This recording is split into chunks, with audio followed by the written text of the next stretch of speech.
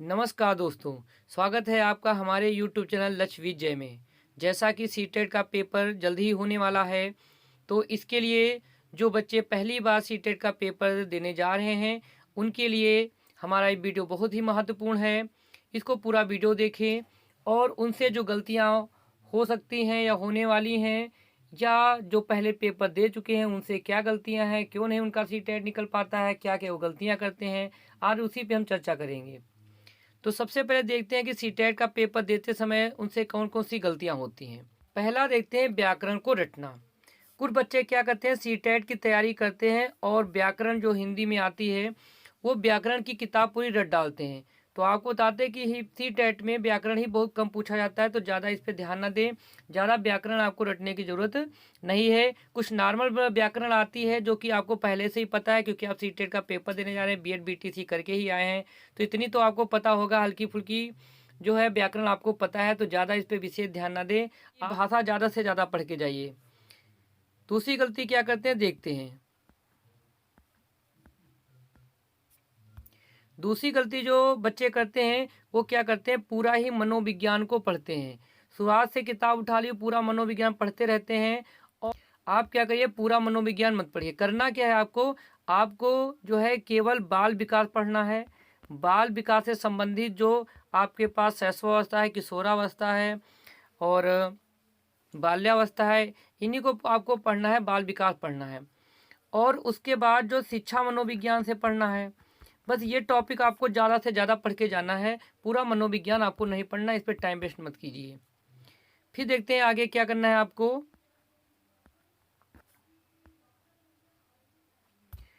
चलो अगली गलती क्या करते हैं, कुछ बच्चे जो है किताब पढ़ते रहते हैं, प्रैक्टिस नहीं करते हैं। तो सबसे पहले आप प्रैक्टिस बुक लाइए, वहाँ से आप जो है सीटेट के क्वेश्चन को सॉल्व करिए, जिससे आपको जो है टाइमिंग एडजस्ट हो जाए, क्योंकि सीटेट में सबसे बड़ी होती है टाइमिंग। आप लोग क्वेश्चन बड़े बड़े होते हैं, आप पढ़ने में टाइम वेस्ट कर देते हो और जितना समय होता है उसमें आप पूरा पेपर हल नहीं कर पाते हो। इसलिए आपको क्या करना है कि आपको प्रैक्टिस करना है, टाइमिंग एडजस्ट करना है। घर पे बैठ के आप 2 ढाई घंटे समय दीजिए, 3 दिन में आप प्रैक्टिस करिए कि आपका क्वेश्चन इसमें समाप्त हो रहे हैं कि नहीं समाप्त हो रहे हैं। यानी अपनी स्पीड बढ़ाइए, क्योंकि स्पीड कम होने की वजह से आपके क्वेश्चन छूटने के चांस रहते हैं। अगली गलती क्या करते हैं देखते हैं। अगली गलती जो करते हैं वो नंबर 4 पे देते हैं, पुराने पेपर को सामना करना। जो है आप जो पुराने सीटेट के पेपर हो चुके हैं उनको आप सॉल्व नहीं करते हो और पढ़ते हो। सबसे पहले है, कोई भी एग्जाम देने जाए, ये पॉइंट आपके लिए बहुत ही महत्वपूर्ण है कि आप कोई भी एग्जाम, सीटेट का नहीं, किसी भी एग्जाम, कोई भी एग्जाम देने जाए उसके पुराने साल पेपर जरूर पढ़ के जाइए, क्योंकि बहुत सारे क्वेश्चन रिपीट भी होते हैं और इससे हमको पता चल जाता है किस लेवल से क्वेश्चन पूछे जाते हैं। ये आपके लिए बहुत ही महत्वपूर्ण है, आप पुराने साल पेपरों को पढ़ के जाइए। पांचवी गलती क्या करते हैं, आप पैराग्राफ को सॉल्व नहीं करते हो।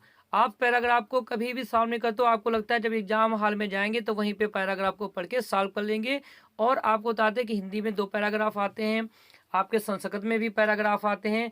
आप इसको घर पे हल करिए, क्योंकि आपको पैराग्राफ से कैसे क्वेश्चन छांटने हैं, कहाँ से आपको क्वेश्चन मिल सकते हैं, किस प्रकार से पैराग्राफ से क्वेश्चन पूछे जाते हैं, इसको आपको क्या करते हैं, आप सीधे एग्जाम हॉल में ही चीज़ को पढ़ते हैं और वहीं पे उसको समझने की कोशिश करते हैं, जिसके कारण आपको टाइम भी ज़्यादा लग जाता है। आपको टाइम भी ज़्यादा लग जाता है, आपके पैराग्राफ से क्वेश्चन भी गलत हो जाते हैं। तो करना क्या है, आपको पैराग्राफ को पढ़ना है। जो भी आपके पास प्रैक्टिस सेट हैं या जो भी आपके पास मटेरियल रखा है, उसे पैराग्राफ को सॉल्व करिए। उसमें देखिए किस प्रकार से क्वेश्चन आपके पूछे जाते हैं, उसको ज़्यादा से सॉल्व करिए, जिससे आपको वहाँ पे क्वेश्चन ढूंढने में आराम हो जाए। यहाँ से आपकी टाइमिंग बच सकती है। अगली गलती क्या करते हैं देखते हैं। बहुत बच्चे जो है आजकल बहुत सारे यूट्यूब चैनल को देखते रहते हैं। आप जो है कुछ यूट्यूब चैनल ही देखें, इधर उधर चैनल देखने से आप कंफ्यूज हो जाते हैं कि इसका सही है कि उसका सही है, ये सही बता रहा कि वो सही बता रहा, और आप यही नहीं तय कर पाते हो एग्जाम होने तक कि कौन सा सही है कौन सा गलत है। तो आप देख लें, बहुत सारे यूट्यूब चैनल चलते हैं, जो आपको अच्छा लगे कि ये ठीक है तो करना क्या, बहुत सारे यूट्यूब चैनल को नहीं देखना है। कुछ चैनल को आप जो है सब्सक्राइब कर लें, उन्हीं यूट्यूब चैनल से आप पूरा पढ़िए, जिससे आपको एक लय में आपकी पढ़ाई हो जाए। आप इधर उधर भटक जाते हो, जिसके कारण आपके कन्फ्यूजन क्रिएट ज़्यादा हो जाती है। अगली गलती देखते हैं क्या करते हैं आप। अगली गलती है एग्जाम सेंटर के बाहर एग्जाम होने तक पढ़ना। आराम से जाइए, फ्रेश माइंड होके जाइए, बिल्कुल एकाग्र होके जाइए। वहाँ पे आप क्वेश्चन, नए नए क्वेश्चन को पढ़ लेते हो और वहाँ पे डिस्टर्ब हो जाते हो। आप आराम से कंसंट्रेशन होके जाइए, आराम से सुकून से बैठ के आप जो है एग्जाम हॉल में पेपर दीजिए। अगली गलती क्या होती, पेपर देते समय निगेटिव वर्ड को आप अंडरलाइन नहीं करते हो। यानी कि आपको पता है कि सीटेट का पेपर देते समय आपके पास टाइमिंग बहुत कम है, आपको तेज़ी से क्वेश्चन पढ़ने होते हैं और तेज़ी से समझने होते हैं। तो उसमें क्या होता है, जल्दबाजी में आप क्वेश्चन पढ़ते हुए जाते हो, लास्ट में क्वेश्चन पढ़ते हो, उसने अगर पूछा है कि निम्नलिखित में से कौन सा नहीं है, आप नहीं पढ़ते हो, वहाँ पे आप नहीं पे ध्यान ही नहीं दे पाते हो कि इसमें नहीं लिखा है, और आप क्वेश्चन जल्दबाजी में पढ़ते हुए नहीं को छोड़ते हुए आप हाँ की कंडीशन में क्वेश्चन को टिक कर देते हो। और बाद में आपको पता चलता है, जब आप चेक करते हो कि आपका ये क्वेश्चन गलत क्यों हो गया, तो आपको लगता है अरे ये तो नहीं लिखा हुआ था।